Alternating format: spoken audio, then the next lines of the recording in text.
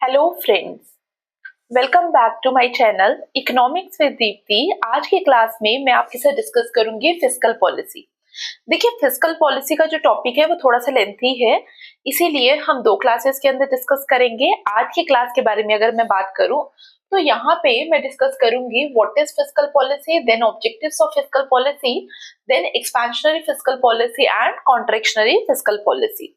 और कल की क्लास में हम लोग डिस्कस करेंगे डिस्क्रिशनरी फिस्कल पॉलिसी और नॉन डिस्क्रिशनरी फिस्कल पॉलिसी। दोनों वीडियोस का लिंक आपको मेरे Telegram group economics with Deepti में मिल जाएगा। तो अगर अभी तक आपने मेरा टेलीग्राम ग्रुप ज्वाइन नहीं किया तो ज्वाइन करिए, कमेंट बॉक्स में लिंक पिन किया हुआ है। देखिए, अब वीडियो स्टार्ट करते हैं फिस्कल पॉलिसी के बारे में। फिस्कल पॉलिसी हम लोग डायरेक्टली या इनडायरेक्टली सुनते हैं। आप लोग सुनते होंगे, अगर आप लेट से घर के बाहर निकले, थोड़ी देर आगे जाकर आपको कहीं ना कहीं रोड बनती हुई दिख रही होगी, रेलवे प्रोजेक्ट बनता हुआ दिख रहा होगा एंड सो ऑन। तो ये सारे जो प्रोजेक्ट्स आपके इर्द गिर्द चल रहे हैं, इसके लिए फंडिंग कहाँ से आ रही है? ये फंडिंग ना मेरी पॉकेट से आ रही है ना आपकी पॉकेट से आ रही है। तो इसके लिए पैसा कहाँ से आ रहा है? इट्स द गवर्नमेंट जो इन प्रोजेक्ट्स को फंड कर रही है। तो जो गवर्नमेंट इस प्रोजेक्ट के लिए पैसा खर्च रही है, उसके लिए हम क्या टर्म यूज करेंगे? Government expenditure. और गवर्नमेंट के पास ये पैसा आ कहाँ से रहा है? अब गवर्नमेंट के पास ये पैसा जो आता है वो कहाँ से आता है? नंबर 1 टैक्सेशन से, और नंबर 2 गवर्नमेंट क्या करती है? गवर्नमेंट बोरो करती है। टैक्सेशन और बोरोइंग।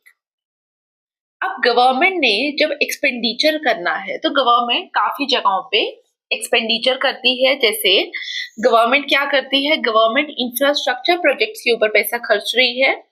ठीक है, आप लोग रोड बनती हुई देख रहे हैं, आप रेलवेज बनते हुए देख रहे हैं एंड सो ऑन। लाइकवाइज अगर गवर्नमेंट के बारे में बात करूं तो काफी सारी जो सब्सिडीज है उसके लिए भी कहाँ से पैसा आ रहा है? इट्स द गवर्नमेंट जो पैसा दे रही है। तो सब्सिडीज के लिए गवर्नमेंट पैसा दे रही है। काफी सारी हमें सेंट्रल स्पॉन्सर्ड स्कीम्स देखने को मिलती है, जहां पे गवर्नमेंट फिर से क्या करती है? कंट्रीब्यूट करती है। सेंट्रल सेक्टर स्कीम्स हमें देखने को मिलती है। ठीक है, मैं ओवरऑल स्कीम्स में ही डाल देती हूँ इसको एंड सो ऑन। तो आप लोगों को देखने को मिलता है गवर्नमेंट काफी जगहों पे क्या करती है? एक्सपेंडिचर करती है। अब गवर्नमेंट एक्सपेंडिचर करती क्यों है? ठीक है, अगर हम बात करें गवर्नमेंट के एक्सपेंडिचर की, गवर्नमेंट क्यों एक्सपेंडिचर करती है, उसके पीछे के काफी सारे रीजंस होते हैं। तो वही रीजन के बारे में हम बात करते हैं, ऑब्जेक्टिव्स ऑफ फिस्कल पॉलिसी। तो फिस्कल पॉलिसी के बारे में अगर हम बात करें, अभी तक आपको आइडिया मिला होगा कि ये वो पॉलिसी है गवर्नमेंट की जहां पे हम एक्सपेंडिचर पे बात कर रहे हैं, टैक्सेशन पे बात कर रहे हैं और बोरोइंग पे बात करते हैं। Government in order to attain certain objectives, जिसके बारे में अभी मैं आपके साथ बात करूंगी, गवर्नमेंट क्या करती है to achieve those objectives? Government expenditure करती है, टैक्सेशन करती है और बोरोइंग करती है। और इस पूरी पॉलिसी को हम क्या बोलते हैं? It is known as fiscal policy, या इसका दूसरा नाम क्या है? It is also known as budgetary policy. क्या कहते हैं हम इसको? Budgetary policy. अब वो ऑब्जेक्टिव्स हैं क्या? अगर हम ऑब्जेक्टिव्स के बारे में बात करें, सबसे पहले इंफ्रास्ट्रक्चर से स्टार्ट करते हैं। गवर्नमेंट ने इंफ्रास्ट्रक्चर प्रोजेक्ट्स बनाए। क्यों गवर्नमेंट इंफ्रास्ट्रक्चर प्रोजेक्ट्स बना रही है? बिकॉज गवर्नमेंट चाहती है हमारे इकोनॉमी की ग्रोथ हो। तो फर्स्ट ऑब्जेक्टिव पे अगर मैं बात करूं, इट इज इकोनॉमिक ग्रोथ। यहाँ पे हम क्या बोलेंगे? Economic growth. नंबर 2, गवर्नमेंट क्या चाहती है? हमारी इकोनॉमी के अंदर बहुत ज्यादा फ्लक्चुएशन ना आए। कल हमने देखा था इन्फ्लेशनरी गैप और डिफ्लेशनरी गैप। लास्ट 2 दिनों के अंदर हमने इन्फ्लेशनरी गैप और डिफ्लेशनरी गैप देखा था। तो जब इकोनॉमी के अंदर इन्फ्लेशन आ रहा है, डिफ्लेशन आ रहा है, तो हमें क्या देखने को मिल रहा है? हमें फ्लक्चुएशंस देखने को मिल रही है इकोनॉमी में। अब गवर्नमेंट नहीं चाहती कि इकोनॉमी में बार बार फ्लक्चुएशंस आए। तो गवर्नमेंट हमेशा चाहती है हमारी इकोनॉमी के अंदर ग्रोथ तो हो, बट हमारी इकोनॉमी स्टेबल रहे। क्या रहे? स्टेबल रहे। तो जब इकोनॉमिक स्टेबिलिटी के बारे में बात होती है तो गवर्नमेंट क्या बोलती है? गवर्नमेंट बोलती है यहाँ पे क्या होना चाहिए? यहाँ पे higher level of output production होना चाहिए। ठीक है, आपको कल वाले डायग्राम याद है? ठीक है, आप लोग वो डायग्राम पक्का देखिए, बार बार प्रैक्टिस करिए उन डायग्राम्स की। तो वो डायग्राम में हम लोग क्या लिख रहे थे, हम लोग बोलते थे कि अगर इकोनॉमी के अंदर डिफ्लेशन है, ठीक है, तो डिफ्लेशन में हम कहाँ पे हैं, Y1 लेवल पे हैं। और Y1 लेवल पे अगर आप हो तो इसका मतलब हमारी इकोनॉमी में क्या है, एक्सेस कैपेसिटी है। तो मैं ये बोल सकती हूँ हम जितना आउटपुट प्रोड्यूस कर सकते हैं उस लेवल से हम काफी कम प्रोड्यूस कर रहे हैं। तो गवर्नमेंट चाहती है इकोनॉमिक स्टेबिलिटी तो रहे, ऐसा नहीं है बार बार इन्फ्लेशन आ रहा है उसके बाद डिफ्लेशन आ रहा है, ऐसा नहीं होना चाहिए। तो गवर्नमेंट कहती है इकोनॉमिक स्टेबिलिटी तो रहे, लेकिन गवर्नमेंट कहती है कि हमारा जो आउटपुट है वो कितना होना चाहिए, वो हायर लेवल्स पे होना चाहिए, ठीक है, with higher levels of output and employment. अब यहाँ पे मैंने एम्प्लॉयमेंट क्यों लिखा उसको समझना। देखिए, जब भी हम किसी भी टेक्नोलॉजी पे बात करते हैं तो मेजरली हमारे पास दो तरीके की टेक्नोलॉजी है, आप सबने सुना होगा, labour intensive and capital intensive. अगर आप कैपिटल इंटेंसिव टेक्नोलॉजी को यूज करोगे तो वहां पे मेजॉरिटी क्या यूज होगा, मेजॉरिटी आपका कैपिटल यूज होगा। जब मेजॉरिटी हमारा कैपिटल यूज होता है तो वहां पे नंबर ऑफ पीपल जिनको काम मिलेगा वो क्या होंगे, वो कंपैरेटिवली कम होंगे, बिकॉज हमारी टेक्नोलॉजी ऐसी होगी जहां पे हम प्रोडक्शन तो कर रहे हैं बट वो प्रोडक्शन किसकी वजह से हो रही है, मशीन्स की वजह से हो रही है। तो हम लोग क्या चाहते हैं, अगर मैं इंडिया के बारे में बात करूं, हमें चाहिए आउटपुट भी हमारा हायर लेवल का हो और एम्प्लॉयमेंट भी क्या हो, अच्छी हो, ठीक है, हमारे मैक्सिमम लोगों को काम मिले, जॉब क्रिएशन हो हमारी इकोनॉमी में। तो हमारा जो टेक्नोलॉजी है वो गवर्नमेंट को कौन सी सपोर्ट करेगी, labour intensive, because it will promote jobs in the economy. Number 3, अगर मैं बात करूं, हमने क्या देखा, ना ही इकोनॉमी के अंदर इन्फ्लेशनरी गैप होना चाहिए ना ही डिफ्लेशनरी गैप होना चाहिए, ठीक है। हम लोग बार बार बिजनेस साइकिल में फ्लक्चुएट नहीं होने चाहिए, ऐसा नहीं होना चाहिए। इकोनॉमी के अंदर स्टेबिलिटी होनी चाहिए, ठीक है, और ना ही हमारी इकोनॉमी में बार बार इन्फ्लेशनरी गैप आए ना ही डिफ्लेशनरी गैप आए, क्योंकि अगर इन्फ्लेशनरी गैप आएगा तो हमारा जो कंज्यूमर है वो बहुत ज्यादा सफर करने वाला है क्योंकि प्राइस हाइक होगा। और अगर डिफ्लेशनरी गैप होगा तो प्रोडक्शन क्या होगी, शट डाउन हो जाएगी, लोग बेरोजगार हो जाएंगे। तो इसका मतलब हम लोग चाहते हैं इकोनॉमी के अंदर प्राइस स्टेबिलिटी रहे, नीदर इन्फ्लेशन नॉर डिफ्लेशन।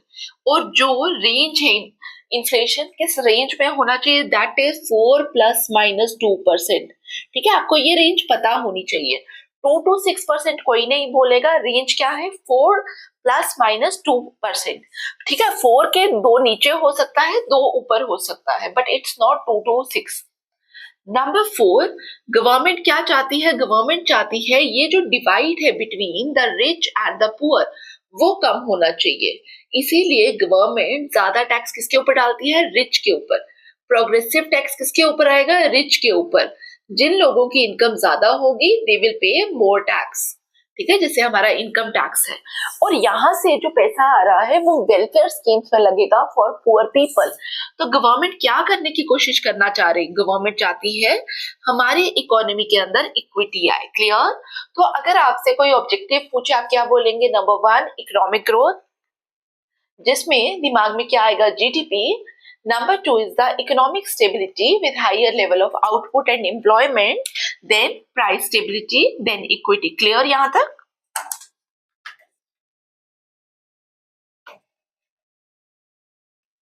अब ऑब्जेक्टिव्स के बाद हमें क्या पढ़ना है, expansionary fiscal policy and contractionary fiscal policy. ये दोनों मैं आपको डायग्राम से एक्सप्लेन करूंगी। सेम डायग्राम कौन सी, इन्फ्लेशनरी गैप और डिफ्लेशनरी गैप।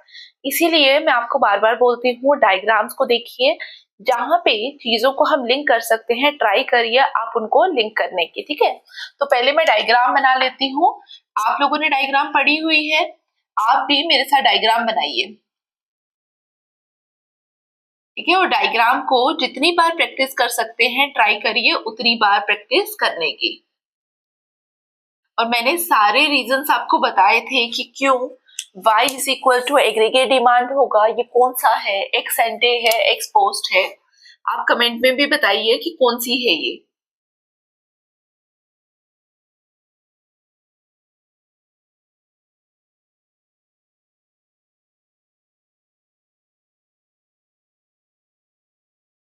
ये मैंने कौन से गैप की डायग्राम बनाई है, पहले आप लोग 1 मिनट के लिए देखिए। क्या ये मेरा इन्फ्लेशनरी गैप को रिप्रेजेंट कर रहा है या डिफ्लेशनरी गैप को? आप लोग देखिए, कैसे देखेंगे? आउटपुट के लेवल से। मेरा YF यहाँ पे था, ठीक है, और Y1 जो मेरा इक्विलिब्रियम लेवल ऑफ आउटपुट है वो कौन सा है? Y1।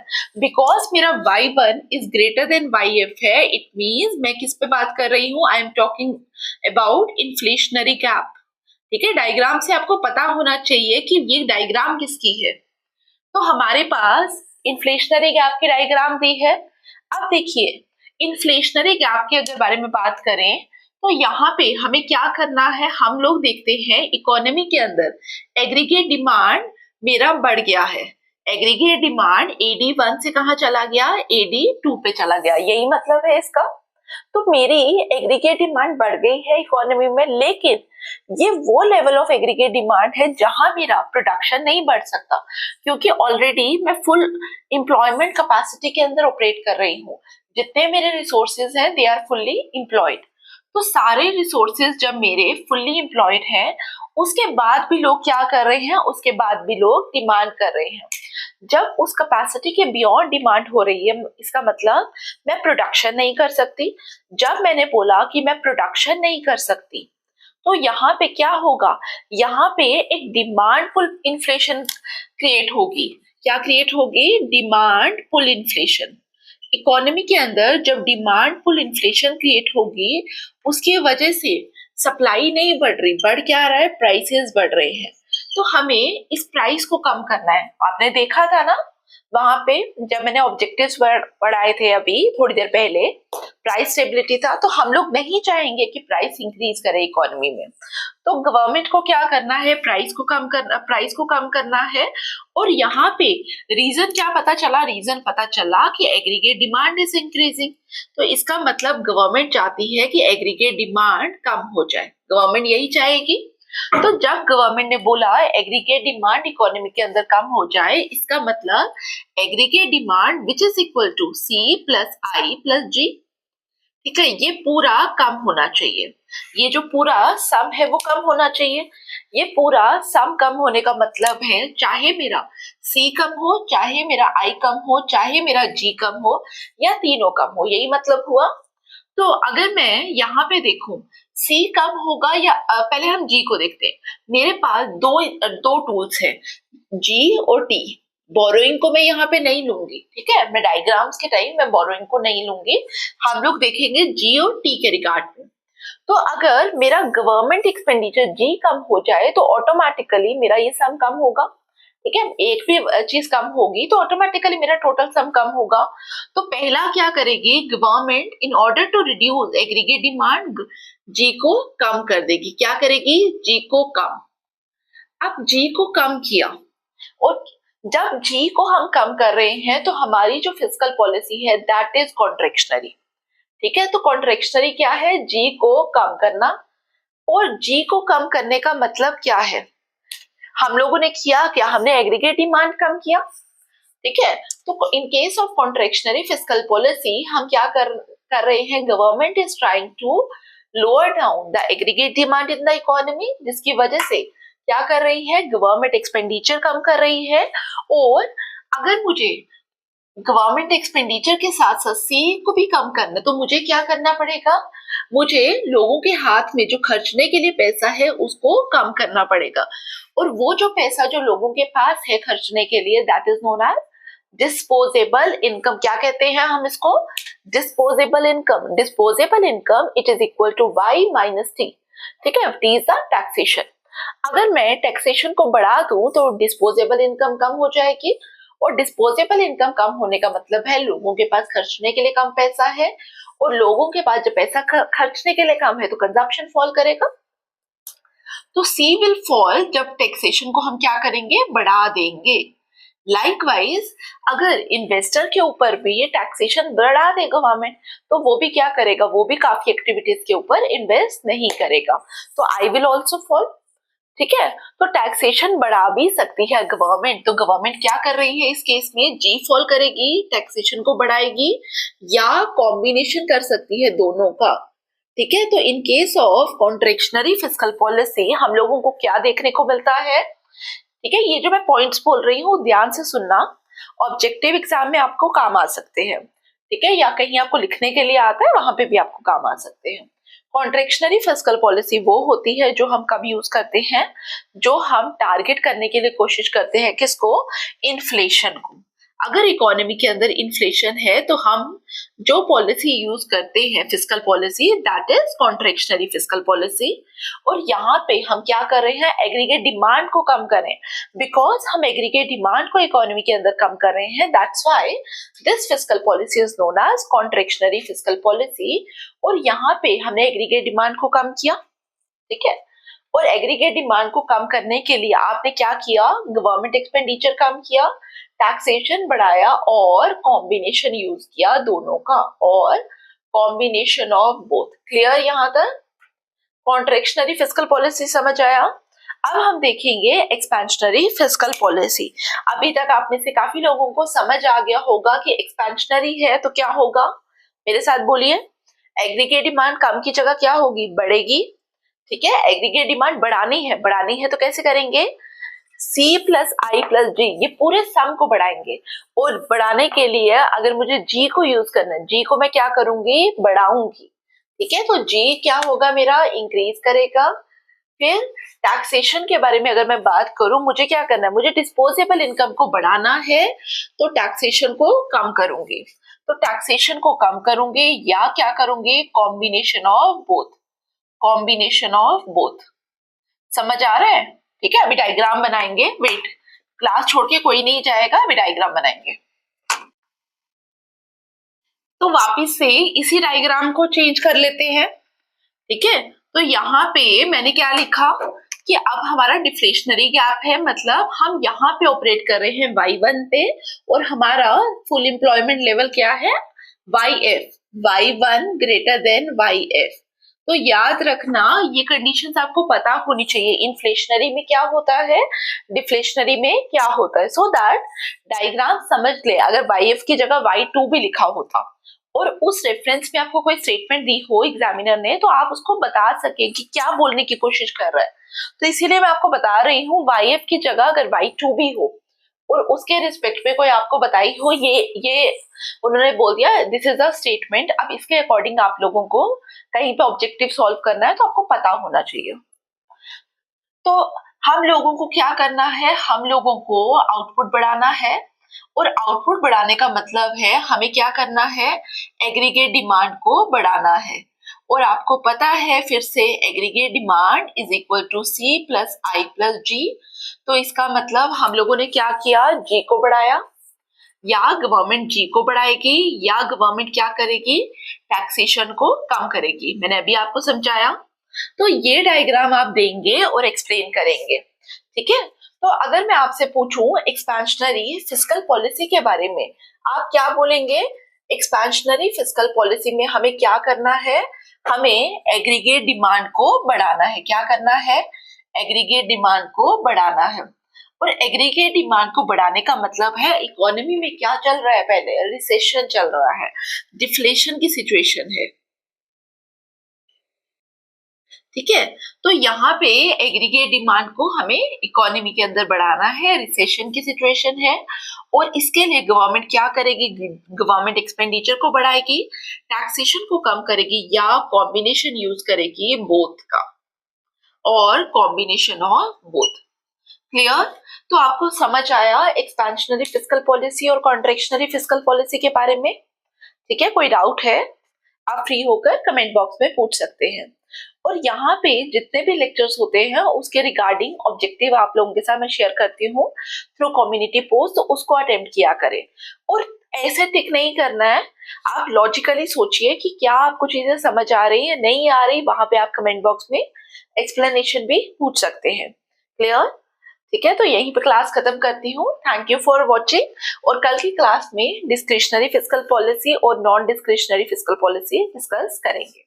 Clear, thank you.